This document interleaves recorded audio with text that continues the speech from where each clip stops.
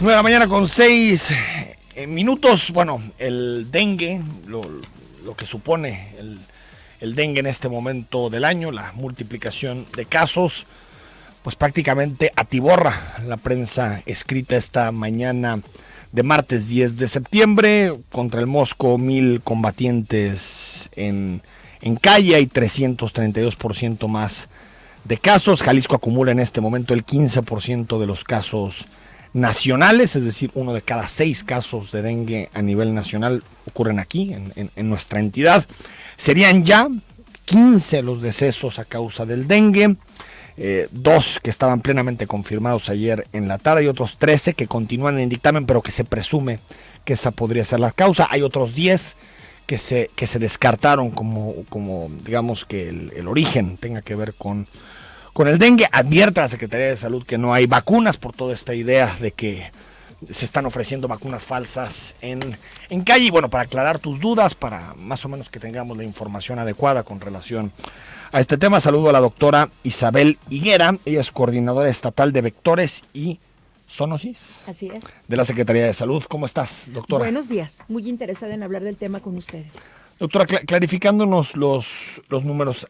Así son los incrementos. Estamos hablando de más de un 300% de incremento en los casos de dengue. Exacto. Con corte de la semana 35, que fue la pasada, nuestro incremento fue de un 331% más que el 2018.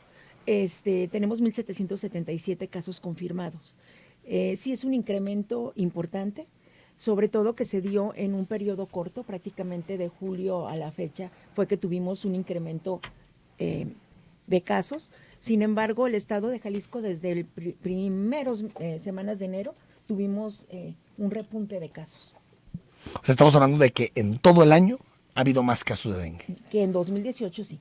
Sin embargo, logramos mantenerlo bajo control en el primer semestre y ya ahorita, aunado a las lluvias, a la movilización por vacaciones, definitivamente se incrementó en una forma que inusual para nosotros. Viendo que también es la tendencia no solamente de Jalisco, sino del país. Estamos prácticamente con el mismo porcentaje de incremento que en el país. Aunque Jalisco tiene el 15% de todos los casos a nivel nacional. Exacto. O sea, digamos, el caso de Jalisco es particularmente grave. Es grave por la densidad poblacional que tenemos. Evidentemente, al tener en números, por ejemplo, Jalisco en este momento ocupa el lugar número 4 por tasa de incidencia, que al medirnos así, si nos medimos pues de una forma O sea, el primero es la Ciudad de México, el Estado de México, la Ciudad de México, los estados más poblados. Tenemos Veracruz, Chiapas, no son tan grandes, pero es Veracruz, Chiapas principalmente, los que llevan los primeros lugares y han estado así en todo el año. Sí, en Jalisco es una situación similar a la del estado. ¿Qué es lo que tenemos? De repente el tema de dengue como que se ha trivializado, por así decirlo. Toda la gente escucha hablar de dengue, vienen las lluvias, vienen los casos de dengue, pero desgraciadamente no tomamos las medidas adecuadas para prevenir los casos de dengue. ¿Tú dices no tomamos la ciudadanía? La ciudadanía, hablando como ciudadanía. ¿Qué es lo que pasa? Oímos hablar de dengue y ya muchas personas en su misma casa se tratan. Dicen, ¿para qué voy al doctor si me dan paracetamol y suero oral? O dicen, el año pasado tuve dengue, yo me tomo suero y se me va a quitar la molestia. Esto que ha ocasionado que muchas personas no acudan a los servicios de salud. Y esto ocasiona que se sigan enfermando. O sea, la persona que no te notifica, evidentemente, si tienen presencia de mosquito Aedes, se va replicando en las colonias esa enfermedad.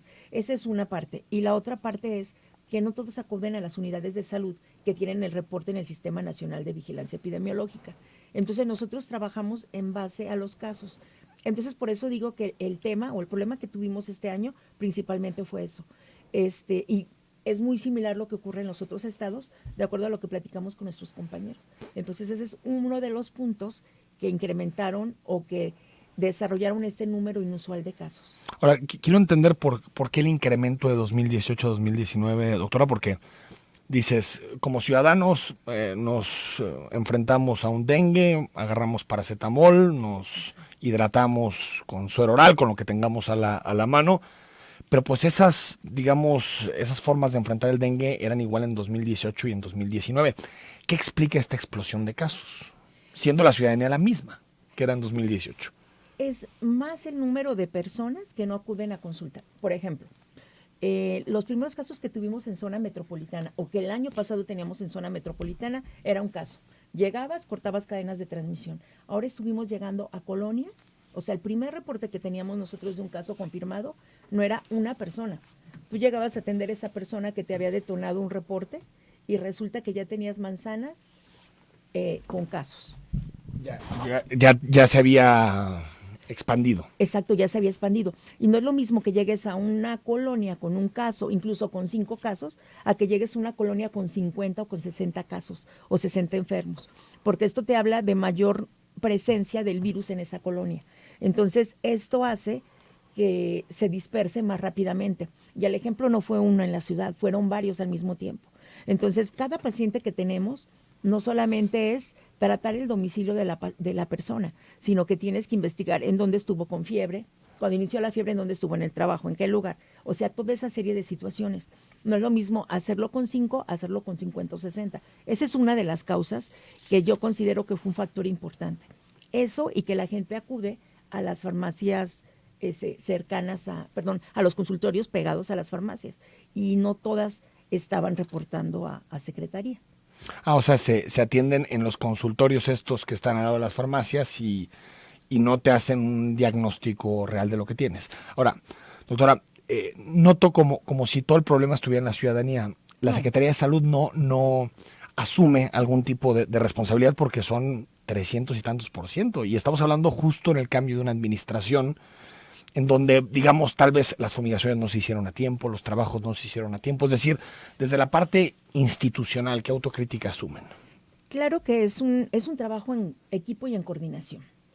Precisamente de los problemas o de las situaciones que encontramos fue esa. Entonces, ¿qué se hizo? Volver a reforzar la capacitación y vigilar la notificación de los médicos particulares, que ahí encontramos una buena cantidad de pacientes, y de las farmacias. Entonces, ¿qué pasaba? Que de repente proliferaron mucho los consultorios aledaños a farmacias Sí. y no estaban notificando. Entonces, esa fue una parte que en cuanto lo vimos que era una constante en lo que estábamos encontrando, se atendió. O sea, el año pasado estos consultorios al lado de las farmacias no reportaban sus casos y ahorita sí los están Ya reportando. están reportando más, ya están reportando más. ¿Qué es lo que se hace cuando tú llegas a una colonia? Ves consultorios particulares o ves farmacias e inmediatamente vas a visitarlos y les explicas. Ellos tienen médicos que cambian muy fácilmente. Entonces, aunque se hubieran capacitado el año pasado, se volvieron a capacitar. ¿Qué otra cosa se está retomando? Es la información a la población. Nosotros sabemos, y esto lo hemos comentado en repetidas ocasiones a través de los años, es que cada vez nos permiten menos la entrada a las casas. Esa es una característica importante. Es la misma población, son los mismos hábitos, pero sin embargo, la inseguridad ha hecho todavía que la población se Es más cierre hermética. más hermética. Yo creo que ese es un punto muy importante. O sea, para hacer las fumigaciones y todo Exacto. eso no te dejan entrar a la ¿Qué es casa. lo importante? De repente pueden decir, bueno, pues las fumigaciones en la calle, sí. Es uno de los puntos que trabajamos, pero en realidad el mosquito Aedes aegypti vive dentro de casa. Entonces, si nosotros no penetramos a la casa, muy difícilmente vamos a cortar las cadenas de transmisión. Entonces, ¿qué ha pasado? De 10 casas entramos a 5 casas en zona metropolitana.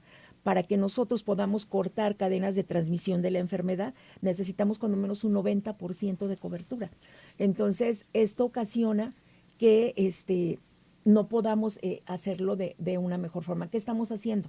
Ya habíamos trabajado con comités vecinales, ahora se volvió a reforzar con los gerentes de las áreas de Guadalajara, y estamos viendo que nos acompañen las mismas personas de la población con sus vecinos, para de esta forma poder tener mayor entrada a la casa. No es que digamos que el problema es de la población, no, es en conjunto. Pero algo que debe quedar muy, muy claro es que el mosquito vive dentro de casa, se reproduce dentro de casa y se alimenta dentro de casa. Y de repente el mosquito pareciera, y lo menciona alguien de la OPS, pareciera que se ha convertido en una mascota de la casa, porque muchas personas no hacen o no hacemos algunas actividades para poder contrarrestar esto. Entonces, las fumigaciones, las medidas preventivas, me dices, se tomaron a tiempo. Sí se tomaron. Hay personas, y lo comento, que nos han llegado notificaciones y en los medios no lo han estado preguntando, que mencionan que no han visto tanta fumigación como otros años. La realidad es que el Estado está cambiando algunas técnicas de fumigación y también está cambiando algunos insecticidas. ¿Qué quiere decir esto? Que lo que habitualmente escuchábamos y veíamos en la calle eran las máquinas nebulizadoras, las que van montadas en las camionetas. Se llaman máquinas ultra bajo volumen y nos estamos acompañando de ellas, pero también de otras que son termonebulizadoras, ¿sí? Entonces, la ultra bajo volumen hace mucho ruido y inmediatamente la escuchas. Y las termonebulizadoras no hacen tanto ruido. Ahora, una realidad también es que la primera parte del año estuvimos trabajando más con lo que verdaderamente es permanente para el control del dengue, que es la eliminación y control de los criaderos. Porque mucho hemos mencionado que si vamos y fumigamos, ¿qué nos está pasando? Voy a poner un ejemplo muy real y muy palpable. Lomas del Paraíso y San Miguel de Huentitán. En reiteradas ocasiones mencionan que no se ha acudido a fumigar. Siguen presentándose casos. Han disminuido notablemente. Por ejemplo, Lomas del Paraíso hemos pasado 3 semanas consecutivas casa por casa a fumigar. Y con la máquina nebulizadora prácticamente estamos desde agosto trabajando ahí. ¿Qué es lo que pasa? Si yo fumigo, pero no estoy eliminando, controlando criaderos dentro de casa, el impacto no se ve. Y nos exponemos a que nos digan, fumigan con agua, no saben fumigar, utilizan insecticida de mala calidad. Y la realidad es que a nivel nacional, cada 2 años se hace evaluación de la eficacia de los insecticidas y los larvicidas y se adecúa. Y esa evaluación de la eficacia se hace con mosquitos de nuestras localidades en Jalisco. O sea, no se estudian en cualquier otro estado ni con mosquitos de otros estados, sino que las pruebas de eficacia... la efectividad se hace sobre el mosquito. Ahora, y esto es algo que también ha reportado la prensa, doctora, que digamos había un movimiento de los focos de dengue del interior del estado a la ciudad. Esto es así, es decir, hay mucha más presencia de dengue en la ciudad y que nos puedas decir en qué zonas, ya hablabas ahorita de San Miguel de Huentitán, de Lomas del Paraíso, ¿qué otras zonas de la ciudad tienen graves focos de dengue? Claro que sí. Desde hace 10 años, 2009, yo creo que todos lo recordamos, el mosquito se adaptó a la ciudad, definitivamente. Llegó aquí y se quedó aquí. Y se quedó aquí, número 1, por los hábitos.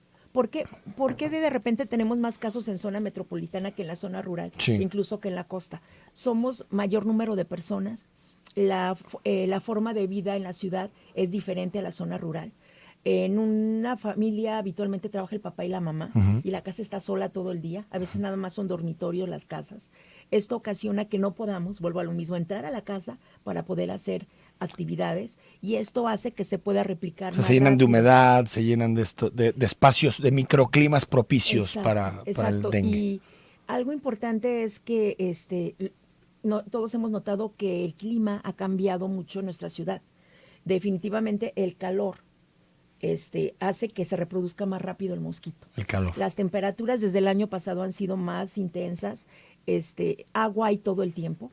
Bien es cierto que el dengue se recrudece en la época de lluvias, pero la realidad es que tenemos tinacos destapados, aljibes destapados, recipientes olvidados en los jardines o en los techos durante todo el año, que eso es en lo que tenemos que trabajar.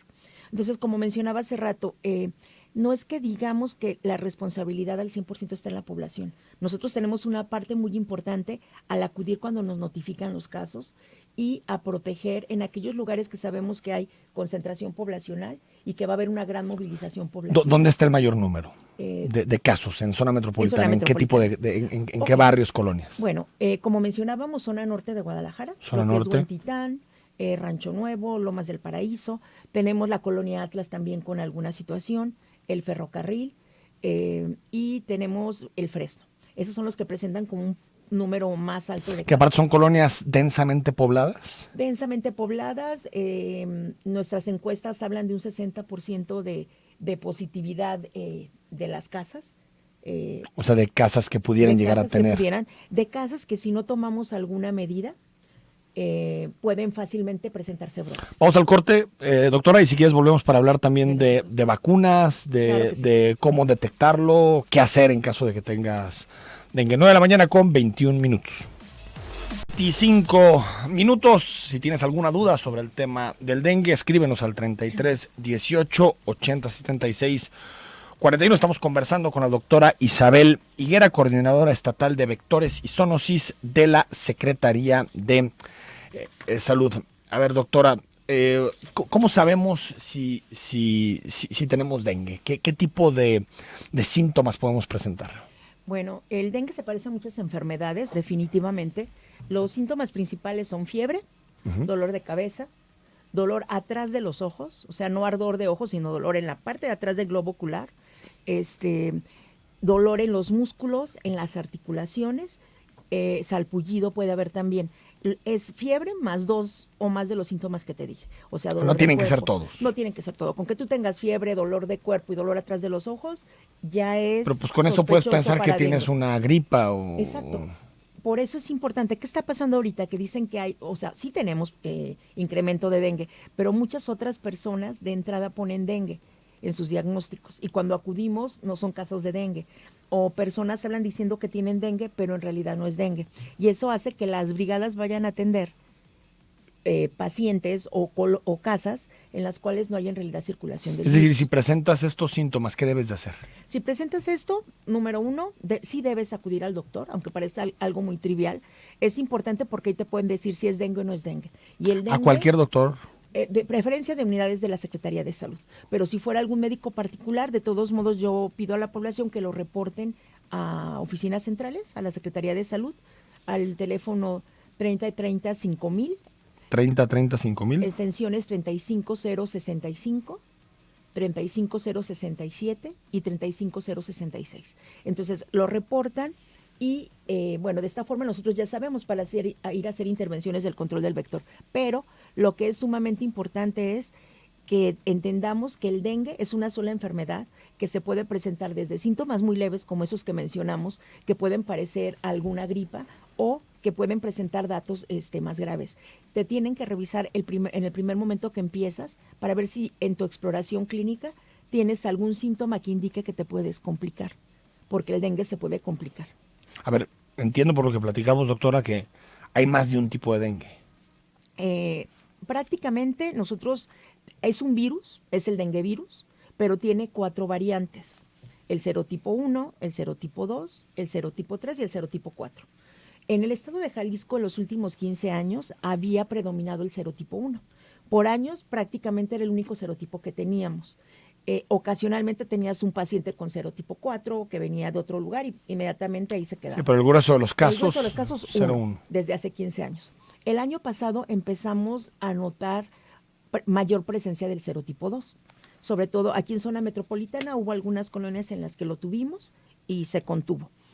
Este año el predominio del serotipo 2, el 60% de nuestros aislamientos de dengue en zona metropolitana son a esa variante de serotipo. ¿Qué quiere decir?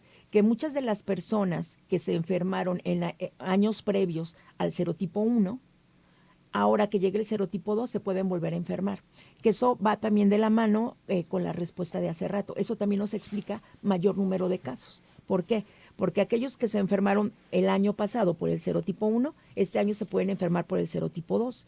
Y aquellos que nunca se habían enfermado también son susceptibles de enfermarse por el serotipo 2. Es decir, en este momento lo que vemos es una explosión del serotipo 2. Exacto. Y perdón, cuando hablas de serotipo 2, se hablan de brotes explosivos, porque se replica más rápido, que también esa es una variante o una característica de ese Y los serotipo. insecticidas que tenemos lo atacan de forma eficaz, lo que tiene la Secretaría de Salud. Sí. Al mosquito que trae el virus, que es el Aedes aegypti, se controlan perfectamente con insecticidas. Quiero mencionar que ya dijimos que los insecticidas no son la solución, sino son como la última parte para el control de esta enfermedad. Que todos los insecticidas que se utilizan en Jalisco y en el país son evaluados por las unidades de bioensayo. Aquí en el estado de Jalisco hay una unidad de investigación entomológica y cada 2 años, o sea, un año se prueban larvicidas y otro año se prueba insecticidas y se hacen en la unidad de investigación con mosquitos propios de nuestras áreas de riesgo. Doctora, a ver, en casa, ¿qué podemos hacer para evitar el dengue? Es decir, ¿qué tipo de medidas se tienen que tomar actualmente para ser menos vulnerables? Importante en esta época de lluvia, después de cada que llueva, un recorrido en el jardín, una revisión en el techo, y ver que no se haya acumulado agua. Eso debe ser cada que llueve o cuando menos una O vez sea, a la las semana. acumulaciones de agua son espacios propicios para que se desarrolle. Exacto, el mosquito, sabemos que le gusta el agua limpia y que ocupa una pared, la mosquita o la zancuda, para poner sus huevos. Entonces, lo primero es pensar en dónde se puede acumular agua en mi casa. Hay lugares a veces no identificados como criaderos, que pueden ser las plantitas acuáticas, los bebederos de agua de los animales. En el estado de Jalisco son unos de nuestros principales criaderos. Y tenemos también, por ejemplo, juguetes de los niños, como mencionaba hace rato, olvidados entre el pasto, fugas de agua en los fregaderos que ponen el platito, macetitas con el platito, pero en verdad no tienes idea qué tan común es encontrar maromeros dentro de las plantas y los floreros. Entonces, lo primero es identificar dónde pueden nacer. Si los identifico, ¿qué hago?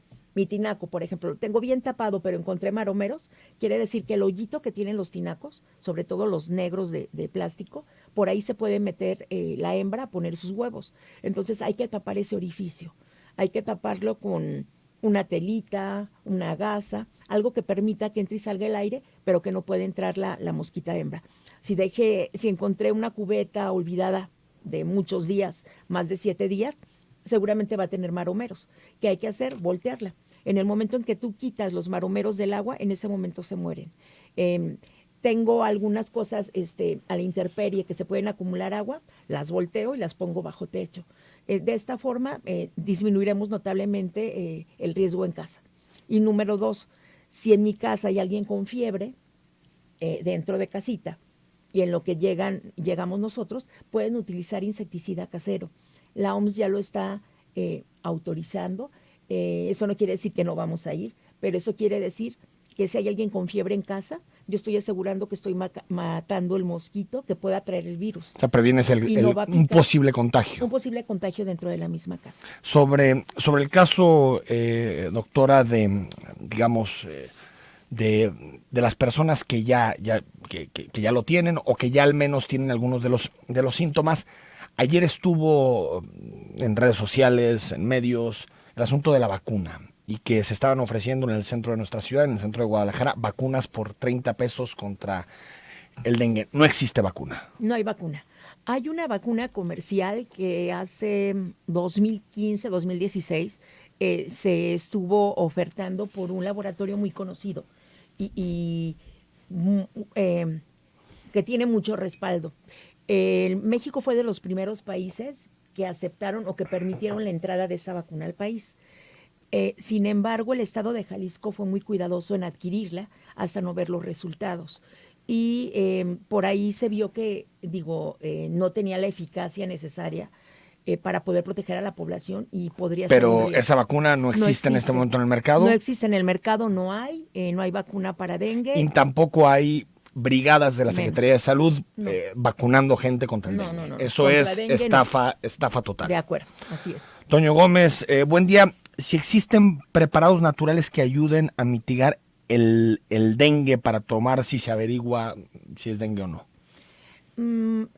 Para nosotros como personas es importante saber que el mosquito se acerca a nosotros por los olores que emitimos, o sea, el ácido láctico del sudor, por ejemplo, y también por la respiración. Pero bueno, entonces, ¿qué quiere decir? Que si se acercan por nuestro olor, pues hay olores que a ellos les desagradan. Por ejemplo, el de las vitaminas, el del complejo B, específicamente por la piridoxina, aleja a los mosquitos. Complejo B. Complejo B. Eso es algo que se puede utilizar. Y en casa, bueno, se ha hablado de muchos, por ejemplo, la citronela, el café, todo eso. Hay personas que mencionan que da buen resultado. ¿Qué puedo decirles yo? En su momento, recién que los ponemos pueden dar resultado, pero en cuanto se va el olor del café, en cuanto se va el spray de la citronela, en ese momento hay que atenderse, ¿no? Hay que atenderse lo más rápido posible. Quitar los criaderos. Quitar los criaderos. 7381, buenos días. En el IMSS lo manejan como enfermedad de garganta y hasta que regresa uno casi muriendo te atienden.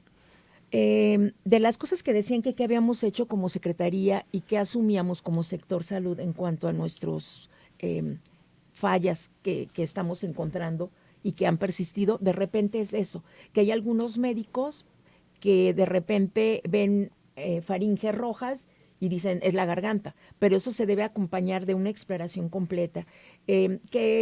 ¿Cómo lo estamos mitigando? Aparte de verlo en lo cortito con cada persona o con cada delegación del sector salud. El día de ayer se hizo un curso para 300 médicos, con invitados de fuera, con mucha experiencia en el manejo de dengue, para precisamente reforzar esto. Y esto se va a replicar en todo el estado, porque no es nada más esos médicos, sino que ellos llevan ahorita la encomienda de replicarlos. Tú cuando llegas con un médico en un hospital público o privado, te tiene que hacer el diagnóstico general. Sí. No puede nada más decirte, tienes un dolorcito de garganta, tómate tal cosa y... Tiene que revisarte. Tiene que revisarte. Fernando Reyes, yo llamé a Vectores cuando empezaron los casos en Huentitán para que vinieran a fumigar aquí en Atemajac, Zapopan, de manera preventiva, y me mandaron por un tubo, dice Fernando. A veces la población puede sentir eso, y lo más seguro es que hayan hablado, pero en el momento lo preventivo no es la fumigación, lo preventivo es la eliminación de criaderos. Si yo tengo pacientes que tienen ya el virus, o sea, que están enfermos, tengo que priorizar e irme a donde están los pacientes y posteriormente regresar a esos lugares. Entonces, lo que se les está recomendando, y hay gente que a veces se molesta, es vayan haciendo su eliminación de criaderos, protéjanse. El dengue es una enfermedad que nos podemos proteger cada uno de nosotros. Porque aparte hay que entender que los recursos no son ilimitados. Hay en zona metropolitana más o menos 1,5 millones, 1,700,000 casas. Exacto. ¿Cuántos brigadistas tienen en la Secretaría de Salud? Escuchaba que 1,000, leía que 1,000.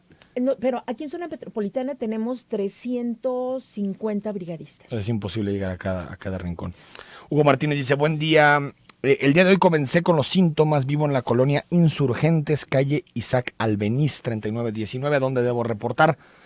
Ahorita lo está anotando la secretaria y ahorita la doctora ahorita le pedimos que nos vuelva a dar los datos con gusto. María Ramírez subió a un camión urbano y había moscos, ya que llevaban botes, escobas y trapeadores en los primeros asientos, y por el aeropuerto cantidades exageradas de moscos, decía María. Ahorita tomando el tema de los camiones, estamos en la parte de los operativos, trabajamos con las terminales de los camiones. Entonces, si nos da el número de la ruta nos va a ayudar, pero definitivamente vamos a volver a hacer alguna revisión de todas esas rutas, porque sí sería complicado que traigan ahí el criadero viajando. Y en cuanto al aeropuerto, el interior del aeropuerto está libre de criaderos de Aedes aegypti. El interior del aeropuerto. Y fuera del aeropuerto lo que predomina es el Culex. Hay una competencia cuando hay dos especies de mosquitos compiten una a otra. En este caso el Culex es mayor y sería muy difícil que fuera del aeropuerto se pudiera reproducir el Aedes. Pero es una zona muy vigilada y cuidada. Israel Figueroa, buen día, excelente programa, Enrique Tucen. Saludos, preguntarle a la doctora si con o cualquier veneno como tipo Raid, casa y jardín se puede estar echando en la casa y se puede evitar así el mosquito dengue. Sí, algún insecticida, la marca que ustedes gusten, que contenga cipermetrina. Obviamente, yo les pido nada más, antes de utilizar el insecticida, revisen en dónde están creciendo o reproduciéndose los mosquitos. Bien es cierto que muchas veces puede ser en la casa del vecino, pero lo primero es revisar nuestro hogar y transmitir esa información a los vecinos. Luis te dice, referente al tema de salud del dengue por la colonia Santa Elena, alcalde, años anteriores sí pasaban y fumigaban constantemente todos los días. Este año solamente una sola vez se ha visto pasar, y eso porque el noticiero presionó la nota, pero solamente una vez. El año pasado Santa Elena, alcalde, tuvo una situación muy específica, que fue cuando las inundaciones, alcalde Barranquita, Santa Elena. En esos momentos entramos a hacer fumigaciones preventivas. Por eso es la diferencia entre el año pasado y este. Sí, efectivamente ya fuimos, pero también hablamos primero de lo que ya dijimos, la tapa, voltea y tira. Última, Alfredo, hay muchísimos mensajes que te los pasamos, claro, doctora, si nos ayudas. Buenos días, yo quiero saber cómo conseguir abate u otro larvicida y o fumigante, porque han ido a fumigar, pero al rato ya hay de nuevo. Quisiera que me respondan por aquí. Gracias. Excelente. Qué bueno que hace esa observación. En este momento, Jalisco está dejando de usar el abate. Estamos en el periodo de transición. Quizá va a haber algunas casas que están usando la herbicida como abate como la herbicida, pero estamos usando uno biológico que se llama Bacillus thuringiensis. Ese no se puede entregar a la población porque son apenas unas cucharaditas de eso en cada recipiente. Y no se requiere tanto la herbicida. Si en casa, qué bueno que ya vio que la fumigación no es suficiente. Quiere decir que en casa, o quizá el tinaco pueda tener el orificio destapado de retoplas y debe haber algún criadero ahí. Hay que buscar en huecos de árboles, la lona con la que tapamos los vehículos, a veces esas están como con una cuneta llenas de agua, seguro ese es un criadero de Aedes aegypti. Si, en el momento en que ustedes la eliminen van a ver cómo salen los marómeros. Entonces lo primero es buscar eso. El herbicida, si tenemos bien tapados nuestros recipientes, no se requiere. Doctora Isabel Higuera, coordinadora estatal de vectores y zoonosis de la Secretaría de Salud, gracias por estos minutos. Gracias a ustedes. Gracias. Les pido nada más, algo que no mencioné hace ratito, no automedicarse. El serotipo que tenemos puede ser peligroso si tomamos algo diferente a paracetamol, y el suero oral es la base de la prevención y el control de complicaciones. Al médico, gracias. cuando presentas al médico. Así es. 9 de la mañana con 41 minutos al corte, justicia abierta, y analizamos los temas del día.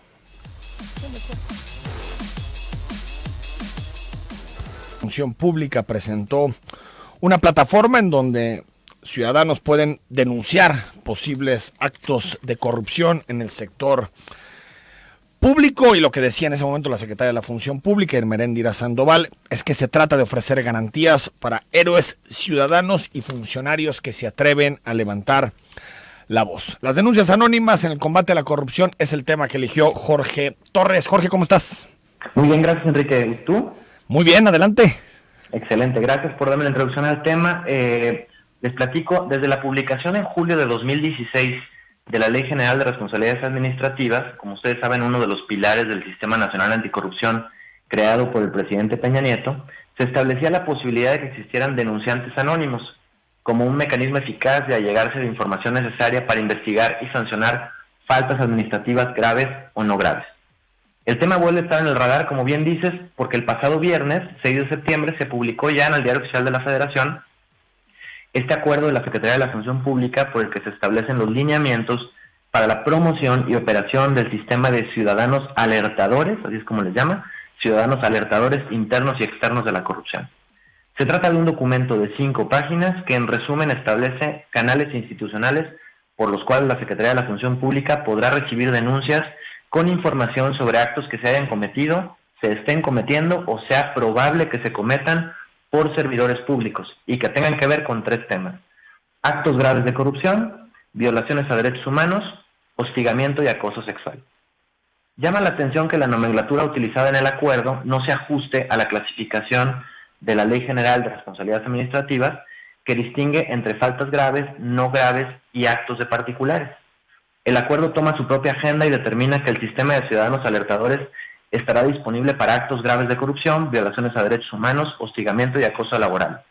Se deja fuera, por lo tanto, un catálogo de faltas administrativas, e incluso se deja fuera los actos de particulares que pudieran estar vinculados con temas de corrupción, dado que el acuerdo establece que estas conductas deben ser cometidas por servidores públicos.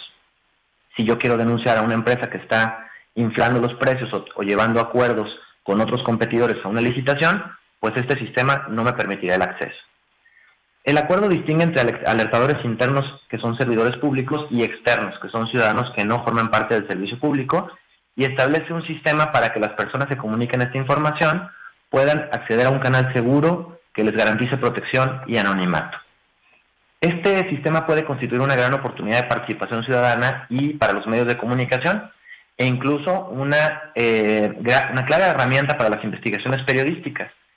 No sé si se tomó en cuenta, pero la Ley General de 2016 establece en su artículo 64 que los servidores públicos responsables de la investigación de las faltas administrativas incurrirán en obstrucción de la justicia cuando no inicien el procedimiento correspondiente dentro del plazo de 30 días naturales a partir de que tengan conocimiento de cualquier conducta que pudiera constituir una falta administrativa, grave o no grave.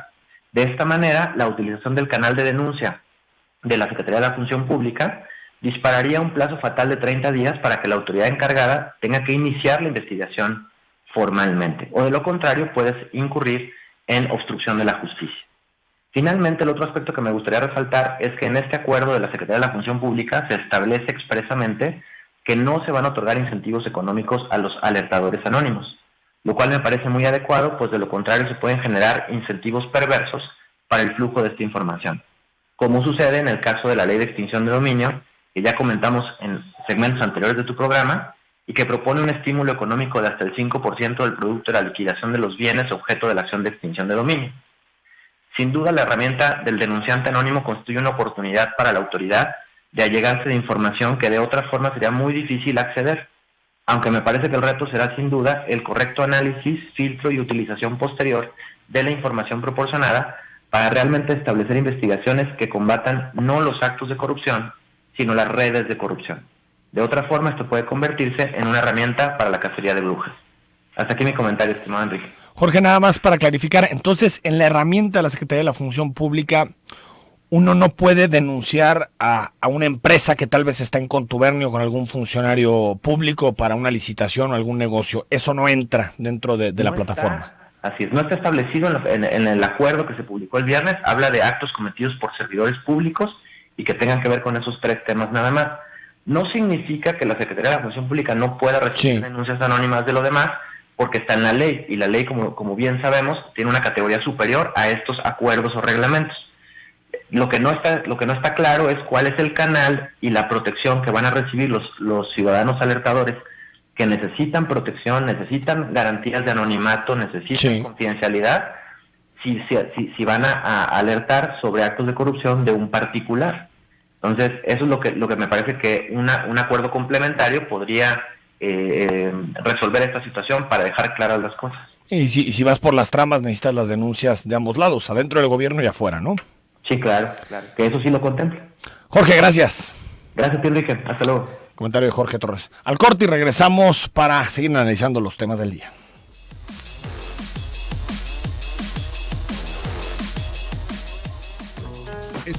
9 con 54 minutos. Semana de informes municipales de los presidentes municipales. Se comenzaron su administración el año pasado, en particular el 1 de octubre, y están obligados a la primera semana o la segunda semana de septiembre a hacer los informes. Ayer le tocó al municipio de Guadalajara su informe. El presidente municipal Ismael del Toro habló mucho de seguridad, de orden en la ciudad. Hizo una autocrítica en materia de seguridad que creo que es positivo en el contexto en el que nos desarrollamos. También lo hizo en su momento el presidente de la República, diciendo que se quedaba corto en materia de combate a la violencia, y ahí están los datos. No se puede negar la realidad. Y bueno, colocó algunos de los desafíos el presidente municipal de lo que supondrá el periodo 2019-2020 para la capital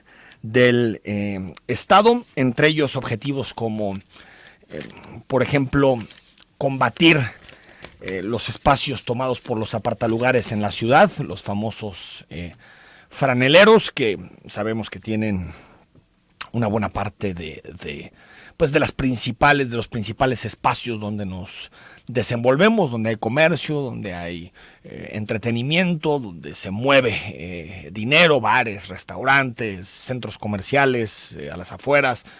Vemos cómo de alguna forma hay un ejército de apartalugares en nuestra sociedad, y creo que es posible que los ayuntamientos encuentren una salida en esta materia. Uno, respetando los derechos humanos, y como es, no cayendo ante la seducción de la represión instantánea, pero sí tratando de con el sector privado caminar en un esquema en donde los apartalugares puedan encontrar un empleo que genere productividad y no necesariamente que se lucre a partir del espacio público. Creo que es posible una alternativa, no es solamente o la represión o la proliferación y el caos en el espacio público en nuestra ciudad. Creo que todos tenemos que tener un enorme respeto al espacio público, que es de todos. Ojalá la presidencia municipal de Guadalajara, Ismael del Toro, apueste por un proyecto de este tipo, en donde por supuesto que se le dé orden a la ciudad, pero siempre privilegiando que estas personas que se dedican a apartar lugares, que se dedican a acomodar autos, pues de alguna forma puedan encontrar una forma digna de ganarse la vida. Y bueno, pues ahí está el reto. El desafío para Guadalajara es la seguridad. El municipio con el porcentaje más alto de percepción de seguridad en la zona de inseguridad en la zona metropolitana de Guadalajara, por encima del 80%. Creo que es el gran desafío que tiene la administración de Ismael del Toro. Y hoy le toca el turno a Pablo Lemus, que le toca el segundo municipio del área metropolitana, que es Zapopan, en general, en las entrevistas que hemos tenido aquí con el alcalde de Zapopan, enfatiza su visión global de la seguridad, no solamente la idea de policías y patrullas, sino también los proyectos de Colmena, los proyectos culturales, el centro cultural de la Constitución. Y Zapopan pues tiene otros desafíos que no necesariamente coinciden con los de Guadalajara, municipios muy, muy complejos y muy distintos en términos de cómo se tiene que gestionar un ayuntamiento. Creo que Zapopan sigue siendo, 4 años después del inicio de la administración de Pablo Lemos, un municipio extremadamente desigual, donde coexisten fraccionamientos, desarrollos que son dignos del primerísimo mundo, de zonas opulentas de los países más ricos del planeta, y coexisten con zonas en donde no está lo mínimo, donde pasas poquito el periférico, unos 5, 6, 7 minutos, y te encuentras colonias como el Reguilete, que no tienen lo mínimo, lo más básico, o incluso todavía colonias que se están integrando al CIAPA porque no tenían servicio de agua. ¿Cómo es posible? Y yo creo que eso es un debate que tenemos que tener como sociedad y como tapatíos todos que somos, vivimos en Tonalá o en Tlaquepaque o donde sea. ¿Cómo podemos construir una identidad urbana, una identidad cívica común, con este tipo de inequidades y asimetrías? Es imposible.